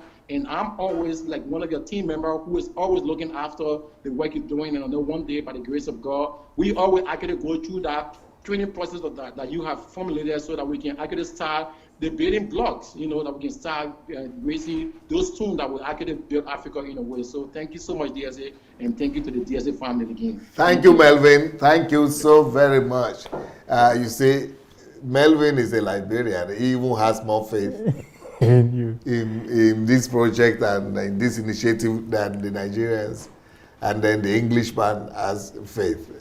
Well, I told them now that they don't need to believe. They have the right to doubt, and let them sit on the fence and watch, and they are going to see things with their own eyes. And just maybe those who don't believe you as Nigerians, maybe they just represent a few of the percentage of people. I don't even care. I don't care, even if you believe and you don't go through the transformation of your mind, you don't go through the renewal of the mind through this training and the teachings, you are the same for me. So I don't really care how many people believe or don't believe. We are going to do what we say we are going to do. You believe me. Yes, you wait and see. Yes, sir. Hello? Hello, dear. Yes, sir. Who is calling from where? This is Sonata calling from Minnesota. Oh, wow. Another Liberian, right? Oh, no. This is too much. Yeah. Can you speak more directly into the microphone so that we could hear you better? Yes, sir. First of all, I want to say I'm more excited to talk today. Can you speak right into your device? Yes, I am. Okay. Can you hear me now?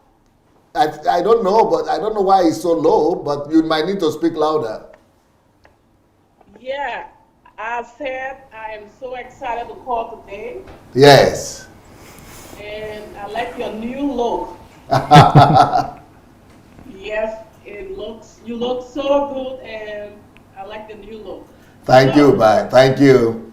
Yeah, there's a question that I wanted to ask, but Victor already asked the question, and you have already answered it. I just wanted to say something. Yes. Concerning the documentary about the guy with the fair color guy, the one with the glasses. I know the both of them were wearing glasses, but the other one with the coat. Yes. He said something, and I started to cry because you the one coming with your idea, and we all have seen what you have done. Trust me, I do a lot of research about you. So if I don't have nothing to add to what you have done or what you say you are going to do, I don't think there is any reason that I should say, oh, let's wait and see, what he's going to do. I'm not saying he's wrong to say that. That's his opinion, and he has his right to his own opinion. But he every time we try to bring you down, we need to bring up something that will be better than you instead of us bringing you down. Seriously. Right now, people call me Antichrist because I don't go to church. I'm DSA fan, and you don't know what you have done. If only you know what you have done, trust me, DSA. Even if you don't go to Africa, they got people who are already there. Wow. I'm telling you right now. Wow. If you don't go, people don't see, people don't think. People call me Antichrist, they call me a whole lot of names. People who really know me, they got a whole lot of names to call me. But you know what? I don't even care. Yes. So for all those who are trying to bring you down, I think we should go back and do research. Like you always say, research, have proof, facts before you confront the person. I know it was a documentary, but yes, he doesn't have proof. And I know most Africans, if it is not us, it shouldn't be another person. That's how we are. That's just the truth, DSA. That's how we are. So you are doing me extremely well, and I am getting ready for my kingdom fruit. Beautiful. I will call you anytime when I'm ready. I will call you in the next couple of months. Okay. So thank you very much, DSA. I like your new look. Trust me, it's very cute. Thank you, my dear. Thank you so very much. I think we'll be. Blessings. Okay. I think we should only take 2 more calls so you can prepare for 9 o'clock. Because she mentioned, so she noticed something very very brilliantly.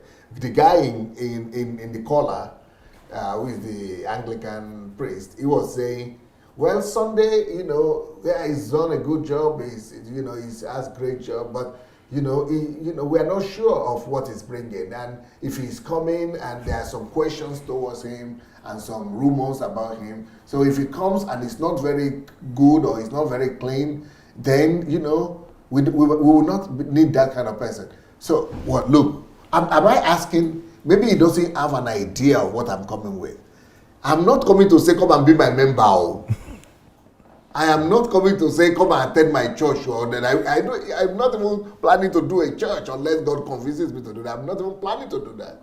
So, it's like somebody coming to your community and saying, I'm going to give you a road, I'm going to give you a hospital, I'm going to give you school, I'm going to renovate and make your country function. And you say, well, I'm going to think about it.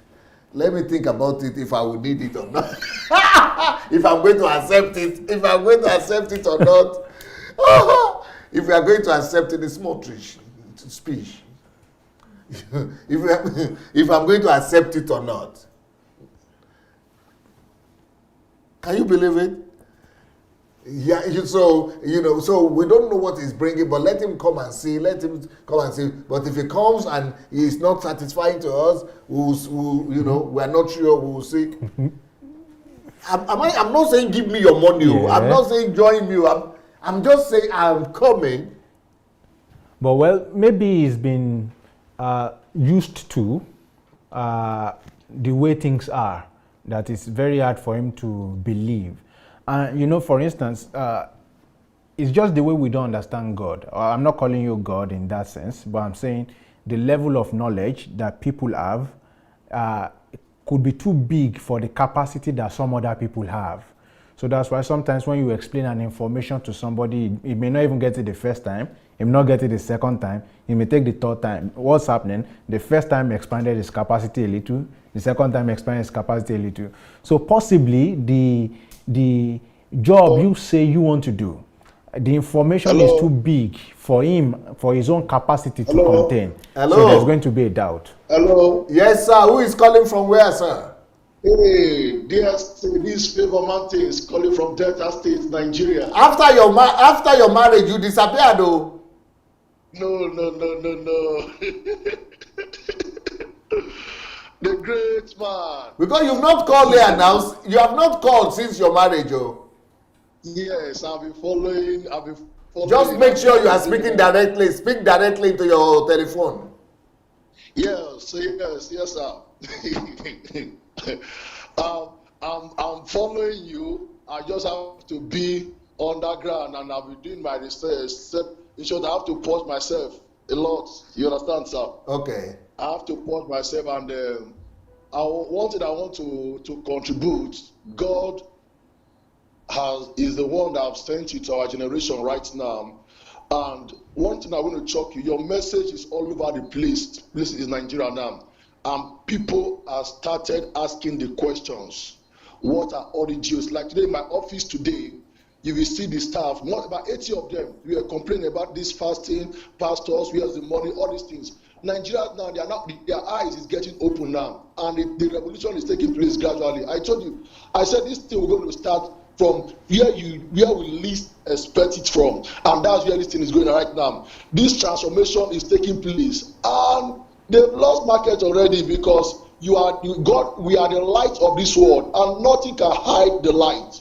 When I was talking today in my staff room, and somebody was trying to challenge me, I said, "You are an antichrist." I said, "Madam, let's draw a challenge. If I'm antichrist, tell your God to kill me right now." Yes. Because these are the Yes, I said, let's draw a challenge. You call me antichrist because I'm telling you that this thing these Jews are doing. You said, leave them, go and pray. I said, we don't need to pray for them. We need to cry out, because when the righteous keep quiet, evil will triumph in every place. And I said, now we are keeping quiet. Look at you. You are so poor. You have been reading one man book, devotion, prayer point every day for 30 years. Look at where you are.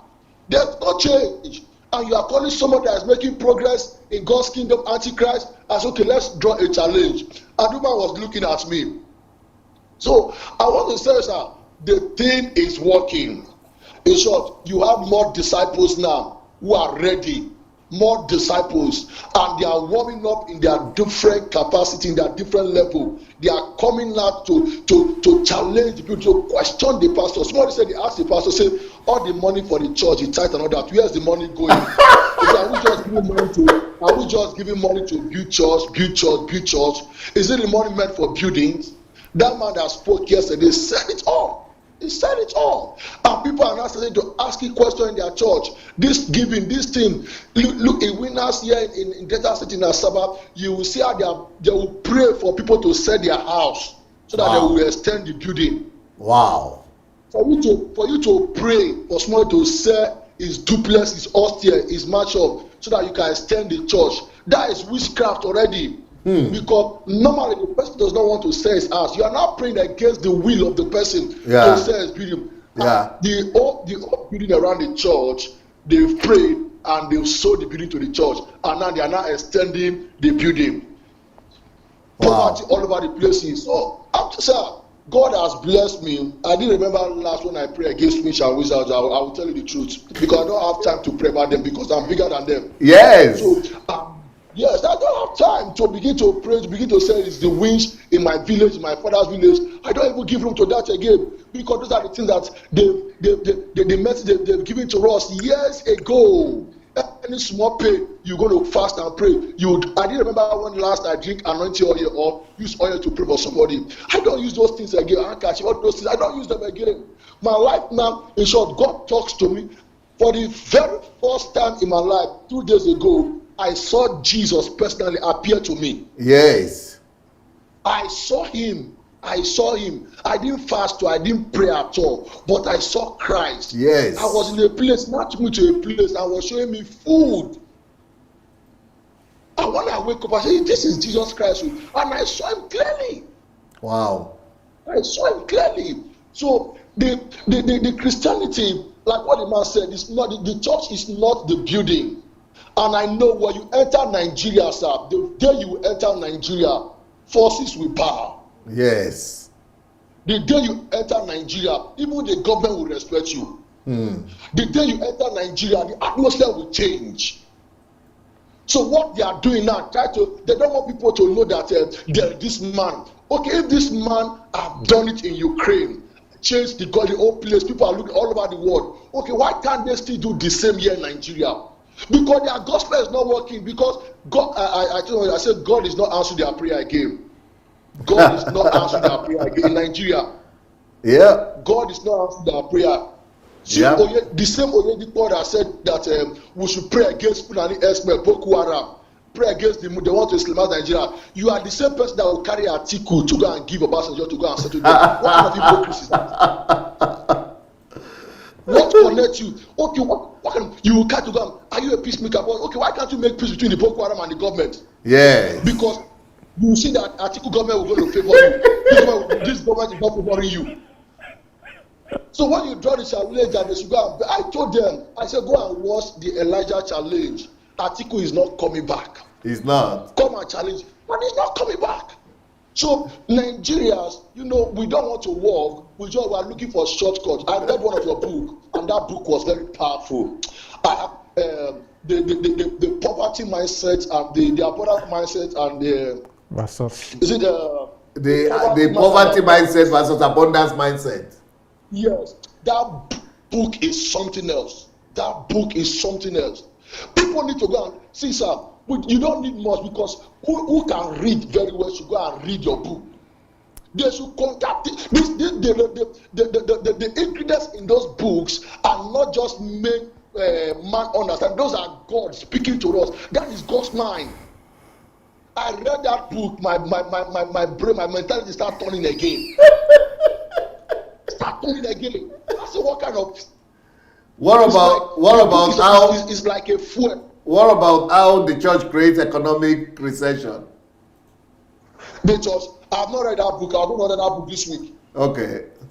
Yes. So even the church,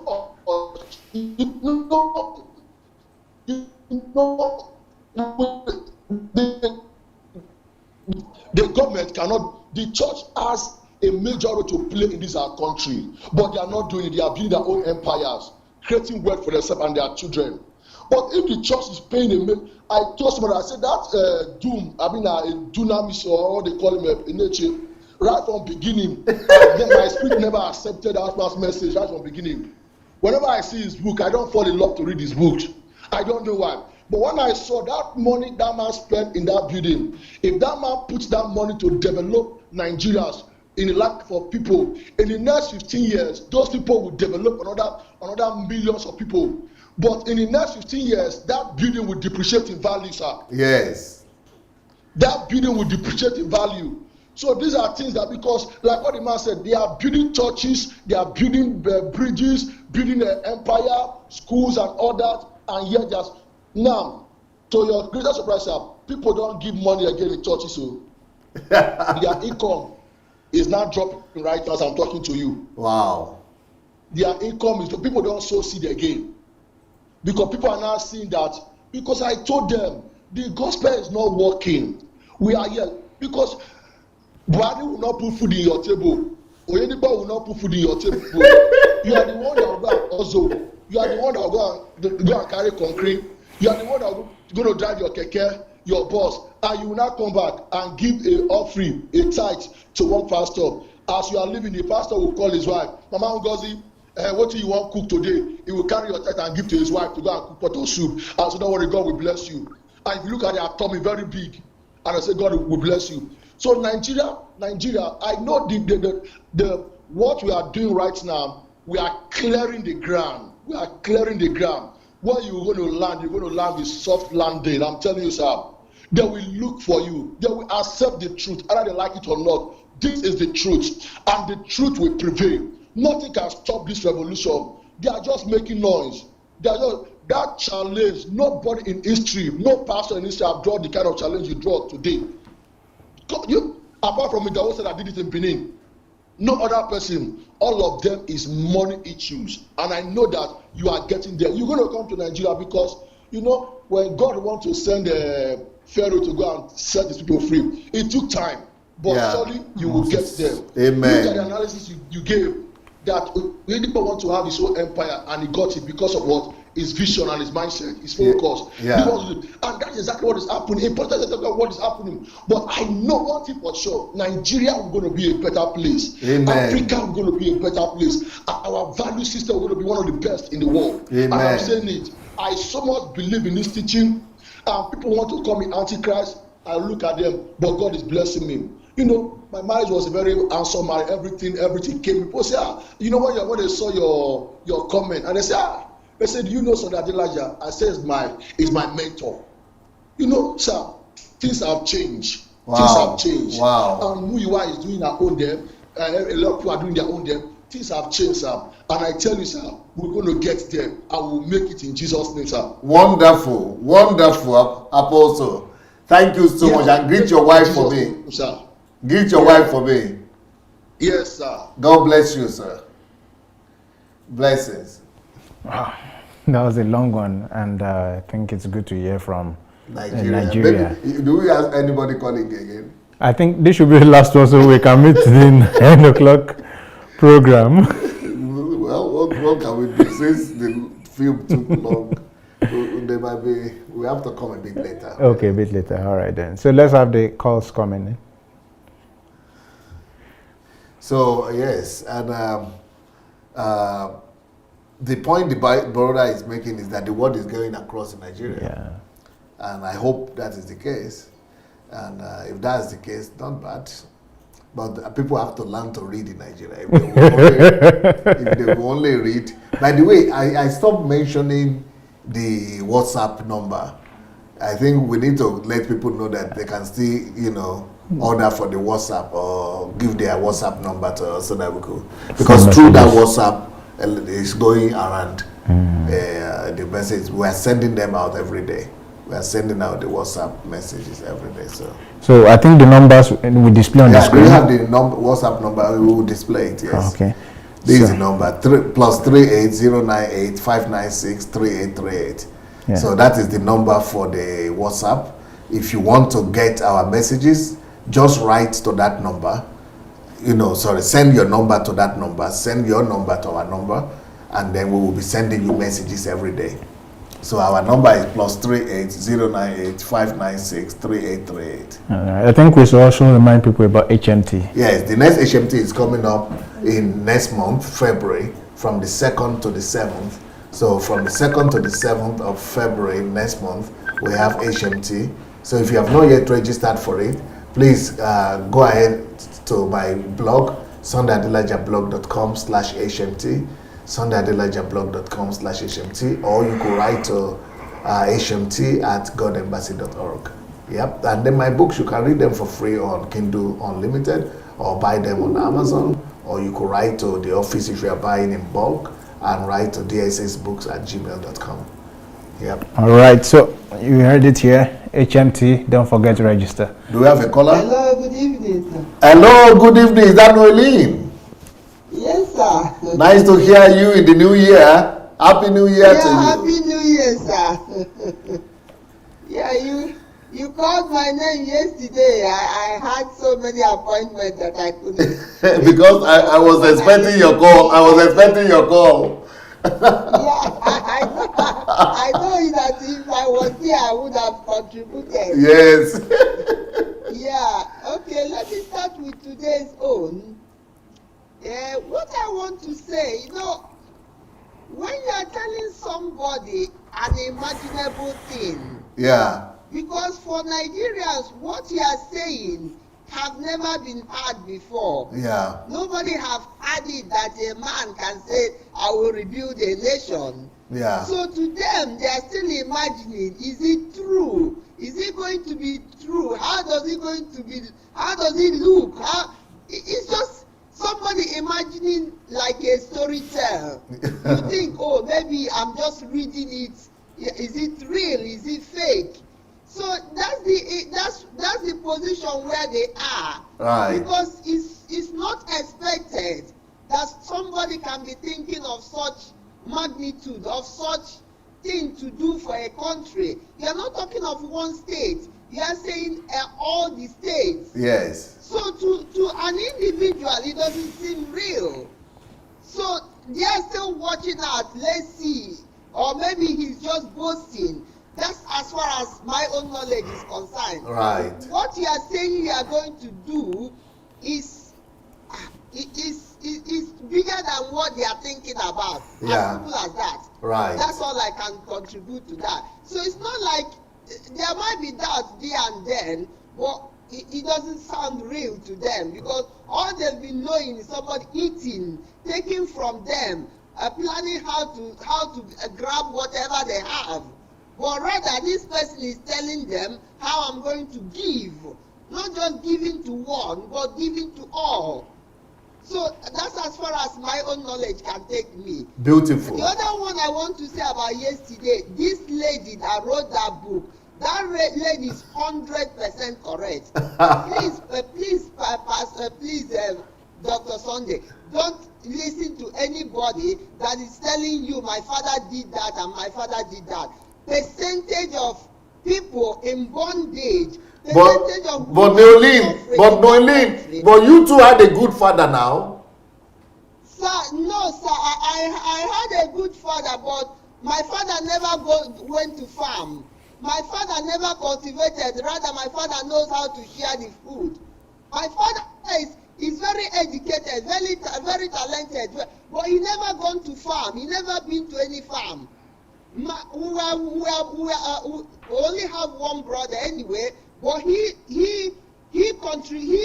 does his own part in the family in terms of chores and everything. But when it comes to education, he was placed.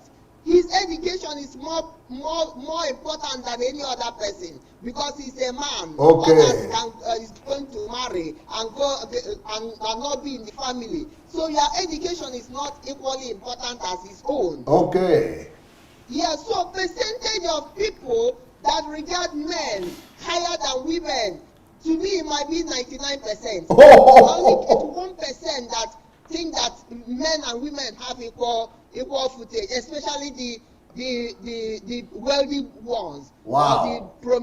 Or the prominent men. They want to show their men off. They want to show their male children off, rather than the women. Because women belong to somebody's family. Wow. So please, anybody that is telling you that the percentage is higher is lying to you. Wow. Percentage of male are regarded as more human.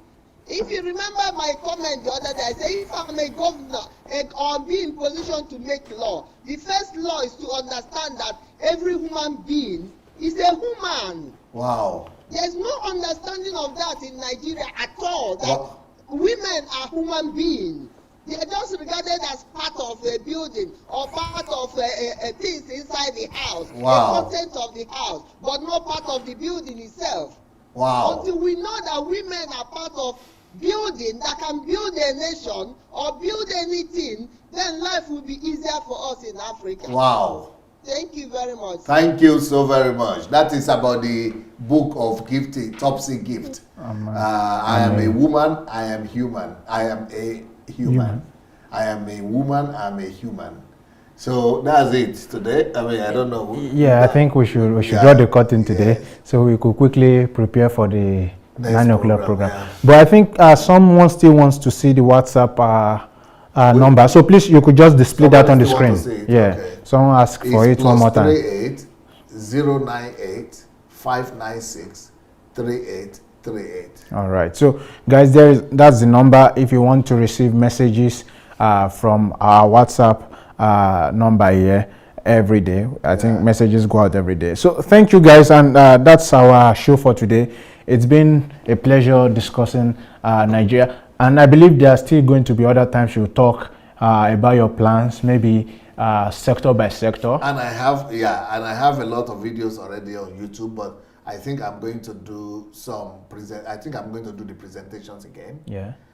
So that people will have full understanding about what I plan to do. And you could just check the Nigerian Transformation Project on YouTube, and then you understand what we're talking about. And Dr. Sunday Adelaja has so many different discussion topics on YouTube. So when you get to YouTube, you can search through all of them and find just anyone. You can stay on any series. And trust me, you could see as short as 30 videos and as long as 90-something videos. But that place is a free library, and I want to challenge you to pick one series today and start it, and you see your life will never be the same after completing even just one. But let's say go for 3, and then you see just what the difference is. HMT starts in February on the 2nd, and you can still register, especially for those of you who are living outside Nigeria. It's easier to get to Ukraine from there. And don't forget to be a part of every conversation. Leave your thoughts. And if you have questions to ask, DSA is always answering questions. There's a particular show for that called Ask Dr. Sunday. And if it's more private, you can always write him personally and he gets to respond. And so that's it from Bamisaye Victor. And I want DSA to have his final say before we end today's show. Thank you so much. I hope that people will spread the word about the new Nigeria and the film, the documentary. These people are not even Nigerians who did this film. If they will have more faith, so much faith in Nigeria to invest their own money into creating this film. These are tens of thousands of pounds. They went to Nigeria, they came to Ukraine twice, they went everywhere just to get this documentary together. I would like to challenge everybody, if you are Nigerian or African, to do a watch party for this video. Let's do watch party for this video. Just play it and let's hope come to our people again. Thank you so much, everyone. Peace.